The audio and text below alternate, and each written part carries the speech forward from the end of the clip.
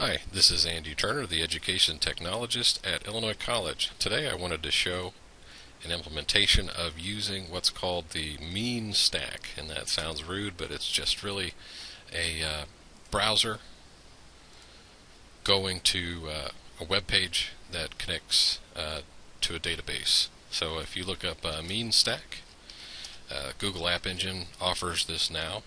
You can spin up a M.E.A.N stack, and it's basically a MongoDB, Express, web server, Angular, JavaScript framework, and Node.js. So it's a very handy way to connect a web page to a database at its most simplest terms. And in the old days, there was a LAMP stack that you could spin up a Linux, Apache, MySQL, and PHP. And that is also very useful, and I've used part of that LAMP stack to develop the database for this new M.E.A.N stack. So I'm using free and open source recommended text to provide data to a web page. In this case, it's the Bible. It is copyright free, and it's one of the most readily available ebooks, and it is something where you can connect without paying anyone. So here I have converted a full biblical text into a MySQL database, and then I've exported that from MySQL format into JavaScript. So this is literally a JavaScript array with the Bible text, and I just have a few keys here. It's a object ID that's generated by the database, in this case MongoDB. I have a text attribute, and then just very simple, I have a chapter attribute, a verse, and a book. And the books are just numeric 1 through 66, and then the row number is the occurrence of that verse all the way through the end of the Bible, which is, I think, 31,000 plus rows in the text. Now you can find a subset of the text when you program your application to retrieve a specific verse. So in this case, I'm looking up Genesis 1:1. So here I'm inquiring about the book, the chapter, and the verse in JavaScript. So here is MongoDB running. Now the tutorial that I'm using, and I'll try to put the link in the comments below, is one that we've been looking at our internship here at Illinois College this summer, and I will go ahead and bring that up here. It's a very, very good tutorial by Christopher, hope I'm pronouncing your name right, Buechler. And it basically is getting up and running with MongoDB, Express, Node.js, and then I've added Angular to fill it out. So the first tutorial that he goes through, I'm using aspects of this tutorial, and it's basically how to set up a REST API. And REST sounds good about 3 in the afternoon, but it's actually another acronym. It's a representational state transfer. And this is a JavaScript object notation, or JSON based REST API. API is an acronym for Application Programming Interface. That's 3 acronyms in a row, a REST-based JSON API. And we use the Model View Controller, yet another acronym set up. It's a Model View Controller, or MVC framework, that Angular.js is using. And that was developed by a gentleman at Google. And it's a very popular, basically a templating engine for HTML to pull, common HTML layouts, pull database information into specific elements of that HTML. And so basically, just to get set up, I'm using Windows for this, so there's nothing too boutique about this. It's just vanilla Windows 7. I've had to install the 32-bit version of Node, so keep that in mind when you go out to Node.js's website and install that, because later on other things are limited by the 32-bit aspect of Node. So in his tutorial, he basically shows you how to do that. I won't focus on that part. There's this templating mechanism called Jade, where it kind of saves you some trouble with populating predefined elements of HTML. And he goes through how to show you that. And then basically it uses Express, which is similar in function to IIS, without the cost. All of this is completely free, by the way. If you can run a M.E.A.N stack on Linux, Ubuntu server, for completely zero cost. And you could even find a hosted Linux server. So the only cost is some computer with an internet connection, and we do offer that at Illinois College, times several hundreds of that. So the database that we connect to is MongoDB, and you spin up Mongo. There's some confusion that I've found, but that's really this line here. Is it's a Mongo, what they call a daemon, or a listener in the background. And so we do this db path attribute, and then we just point it to this directory where we're going to put our stuff. So the data directory is going to hold these sort of cryptic little files that are hanging out in the background. You never access them or anything. They just basically store your text. It's it's really just a bin or a blob, a big binary large object or a blob that holds onto your data. So it's a black box to a degree, but you have a command line access to Mongo, and you can do something like this where you specify the database name .collection name. And for the RDBMS people out there, or the relational database management system people, such as your SQL administrators, i.e. everyone working in the industry, now the developer operations and the DBAs are there's virtually no distinction there. So a database is analogous to, in the RDBMS world, database, but the collection in Mongo's terms is basically a document-based database, and the collection is analogous to a table. So a document is similar to a series of rows with attributes, where you'd have, for example, a username and its value.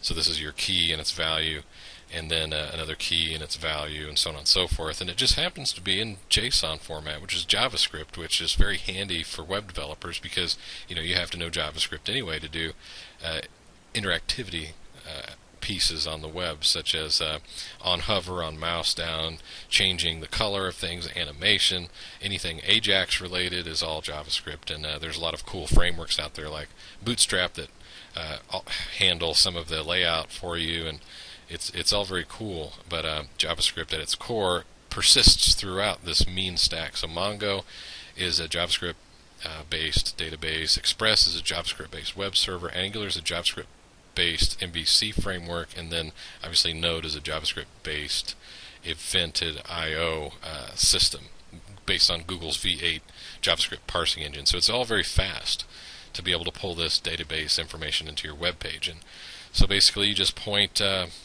your URL, which is a MongoDB URL, and then on this specific port in that database, you point that to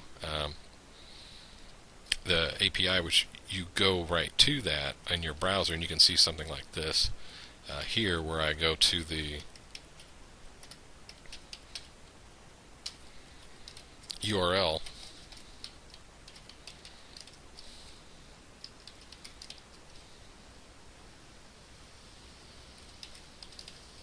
and so this part is what they call the route. And a route is how you get from your data to your view. In this case, the view is the web page. And then you go / the collection name, and I just made it the same name. And when you go to that URI, what you're doing is you're going to get the literal JavaScript, the object literal of JavaScript in JavaScript form. So this is going to be a big JSON array. And this is the entire Bible in JSON.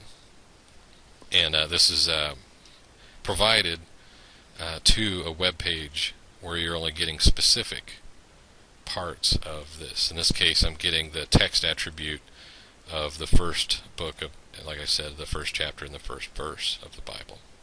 And I'm logging to the console here below what that looks like.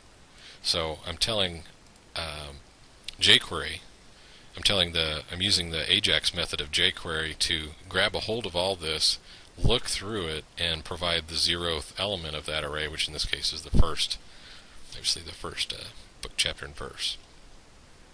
So this running in the command prompt is MongoDB's daemon, listening for my web page to connect to it. And I've exported, as I said earlier, I've exported the MySQL database as a JSON array using some custom code. We provide a computer science major here at Illinois College, which is fantastic, and I recommend you apply there just because I'm taking those classes as well, and Dr. Stribe and Dr. Soma create their own textbook and shows you how to use Java to connect databases and things like that, and that's how I got the CSV into MySQL and then exported that out with some code that I learned how to create throughout that curriculum just on my own time. It's not part of the curriculum per se, but how to iterate over a list and to create a tree of data, and different data structures and things along that line are all made available. So for web development, you couldn't ask for a better training package. Now here I'm using NPM's Node Package Manager for Node, and then providing basically using Express to sort of lay out what they call the scaffolding, or just basically the MVC aspects, the folder structure of your website, whether it's views, models, or controllers, or routes, and then the HTML templating engine Jade to do so. And I'm starting this service, and so NPM is actually responsible for providing this array of JSON to as a web service to web applications such as this. Now, going back to the original tutorial, you can see that you can use the / route name to pull that JSON over the API. And so you're just doing an HTTP GET to that JSON and then showing a subset. And that's what he's saying here. If you go port 3000 / this would be the route file name, and then this would be the collection name. In this case, in his tutorial, he goes through the users, but I've taken this a little step further. Instead of using his methods to show HTML-based output that, granted, looks a lot better, like so, and you have these nice HTML tables and things that you can do, but instead sort of stepping back so that you understand what's going on under the hood, I'm using Angular, and here's where we get into what Angular looks like. So I'm using Node to use Express, which is a Connect-based web server. As I said earlier, it's kind of like IIS, and what that does is it lets you use terminology like this with the double curlies, and you can pull from jQuery's AJAX method. You can pull an entire JavaScript array and sort of inject strings like this. And so we're basically overriding the browser's DOM API's method for providing an ID or a class name to a div, and we're overriding that string with a method call. I think that's what's going on, really. Mishko Hevry has a very good Google Tech Talk that I can also provide the link to, that describes Angular as he was sort of learning JavaScript over the course of a year, and then at Google he developed Angular, and now it's very mainstream, and that might change come ES6's implementation of object.observe. So keep that in mind in the future, that HTML templating and injecting data into those templates through Angular will probably be superseded in the future by object.observe. So keep that in mind. That will be supported in ES6 mainstream I think you can grab previews of it now. There's not a lot of information on that out there, but the reason here I have two versions of the retrieval of that text is because the bottom one uses just straight up Ajax, and the top one uses Angular to demonstrate the differences between those two. So here's Angular's implementation on the top, and I'll go into the Angular JavaScript file, which is app5 I have here, and then I match that with this HTML file just called index5, and that's what I'm showing up here. So I'm getting the 0th element of the Bible's array, and then getting specific attributes of that. And you could iterate over this or call it a variable and create an HTML form and with the drop-down list and have navigation for user input or even search. Now I'll show you, but that's outside of the scope of, I think, what I even understand so far, but I'm sure many web developers out there that would be a piece of cake. So I'll go ahead and I'm using Vim and Windows here, gvim, and so I'll show the companion to this index.html, index5.html file, which is app5.js. And so this is really just using Ajax, jQuery's Ajax method to pull that previous URL that I showed earlier here. This URL is just this. So I'm grabbing all of this text using this method, the Ajax method.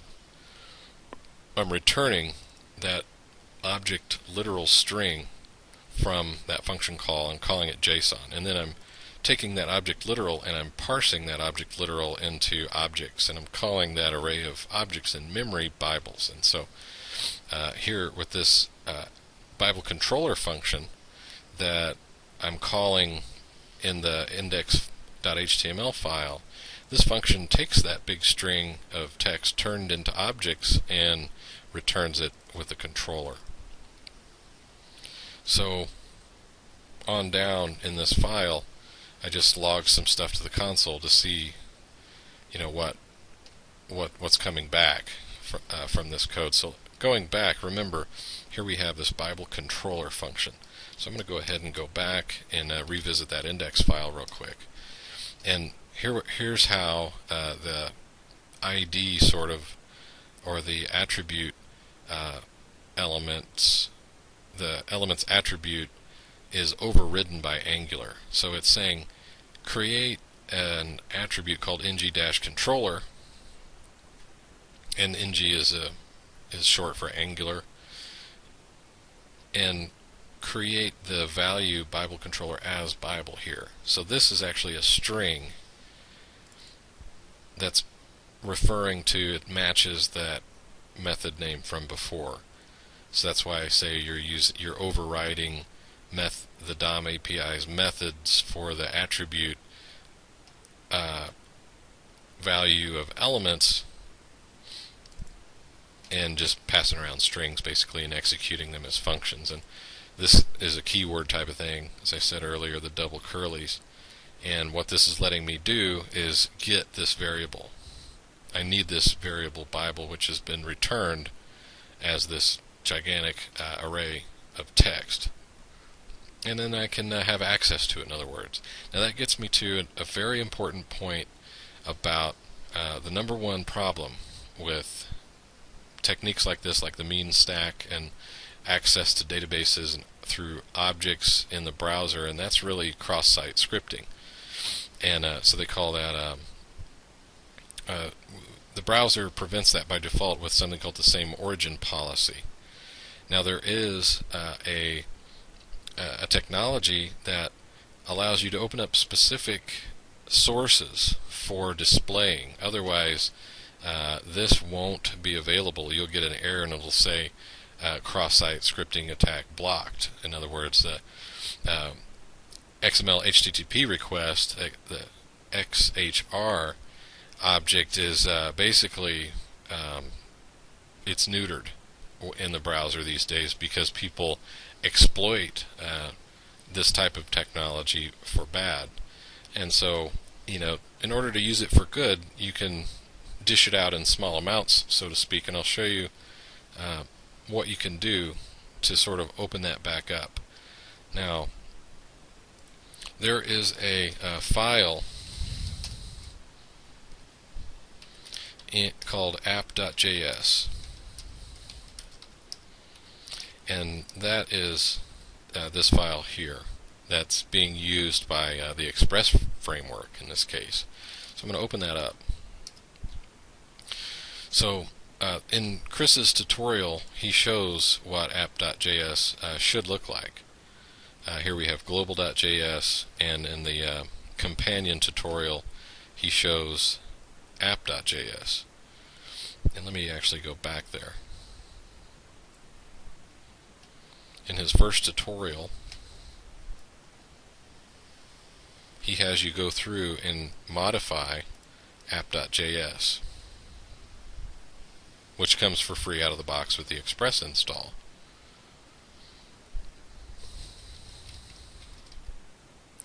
So as you can see, it's one of the dependencies that you get. So here's app.js, kind of in its normal out-of-the-box form, and then he shows you how to go through these routes and to set up methods for those routes. And here we have an app.use statement.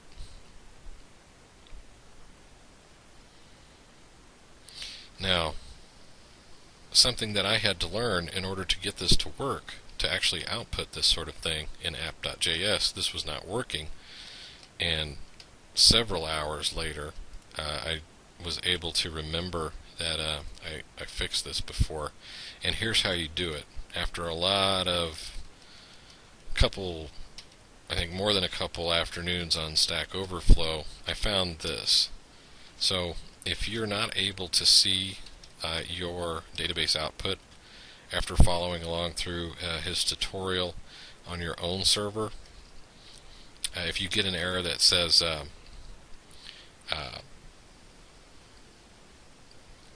no allow origin policy is enabled or something to that effect, then you should put this header in your app.js's response to that route when you're trying to access the database. So in other words, security is implemented in the browser. You can't have access to the database. This is similar to a connection string. If you don't have a specific user that you're logging in as, then by default the database access is restricted, and that's wise. But you can enable certain database collections to be exposed to the public through HTML with this method, resource.header, access control allow origin star, and then access control allow headers requested with. So these two lines can be added to your file app.js to get this to work. So I just want to basically kind of draw out a couple things for you to understand, or for me to understand how these elements interact. I'm going to get real fancy here and just use paint. So you have a couple of different pieces of software to make this work. Let's see, just one of them is going to be your database, and I'll call the database red, and this is MongoDB. Now MongoDB gets access to the browser. I'm going to color that red again. Through MongoDB gets access to the browser through something called Monk, or you can also use Mongo Skin. Now I'm going to represent that with the orange square, and I'm going to create a yellow square that represents Ajax's or jQuery's Ajax method. So I have to be able to get information out of MongoDB, and I have to be able to put it into the browser. So that is using that app.js file that I just noted. So the orange is monk or mongo skin that you have to code in the routes to. So I'm going to make this orange line here. This is the route that you use to show Mongo's collection. Now, this as a whole is what I like to call just basically a black box. This black box now is what the REST API is. So I'm going to access the REST API as a whole. I'm not going to access the individual elements of that. I'm just going to, like I have here with all these objects, I'm just going to give the whole thing out there. I'm just going to provide that all for free. Do with it what you want, sort of thing. And I want to just now access this from my web page. And so let me represent in green here just my web page that I'm using Ajax for. So I'm using Ajax, jQuery's Ajax method, to get everything in this REST API, this JSON array. And I'm going to pull that in using Angular to populate the text on your web page. So the objects that come out of the API are parsed by JavaScript.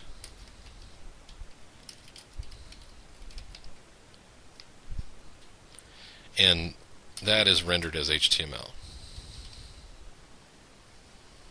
So that's the M.E.A.N stack as a whole. Let me just tag some of these. I'm just going to call this the Mongo.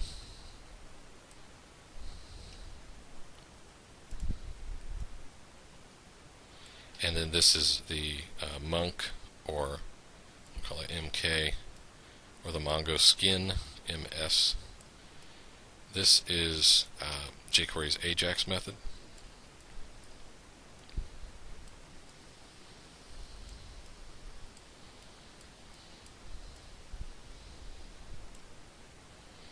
And so I'm able to pull in that object, that array, using jQuery. So that's really the glue that gets the data out of the database. And then things like I'm going to call Angular A, and that's going to be in here. And node is the means by which I use the Express framework to provide that API to my page. So I have Mongo, I have Express, Angular, and Node, that M.E.A.N stack, M.E.A.N. Hopefully this tutorial has been helpful. You can see that you could imagine a web application that uses database access. One that I use a lot is a fantastic one that you can use on any browser is Bible Gateway. And they have a new interface that has support for audio. There are apps you can use for mobile. As I said, there's audio, there's bookmarks, and save your place in your book. So if you want to create a very useful, searchable, robust web application, if you want to create something like this, I think this is the place to start, using that M.E.A.N stack for no cost. Thank you for your time, and we're at www.ic.edu. Thanks a lot, and have a great day.